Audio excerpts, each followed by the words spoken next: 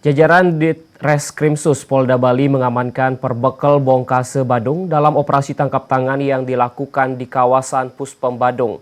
Tersangka menerima uang senilai 20 juta rupiah untuk proses pembayaran pelaksanaan proyek APBDes Bongkase tahun anggaran 2024.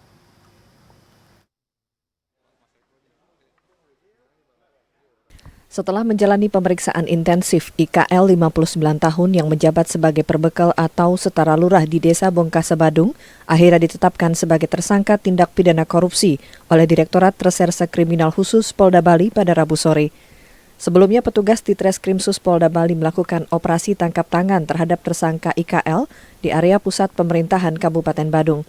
Tersangka ditangkap setelah keluar dari ruang rapat dan menemui seseorang untuk menerima uang fee proyek APBDes Bongkase tahun anggaran 2024.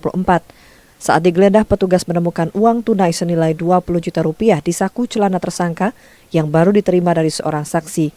Modus tindak pidana korupsi yang dilakukan tersangka yakni menunda pembayaran dana proyek kepada kontraktor atau pelaksana proyek sebelum menerima fee dari nilai proyek sebesar 2,5 miliar rupiah.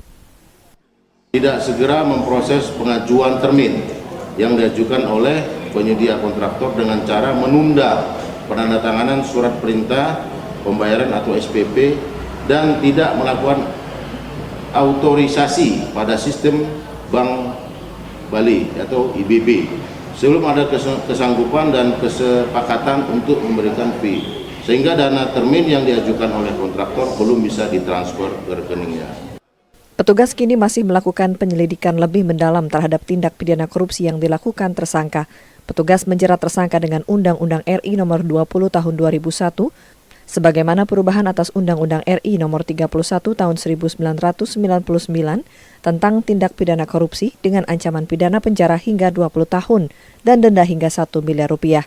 Sejumlah dokumen dan uang tunai serta alat komunikasi disita petugas sebagai barang bukti.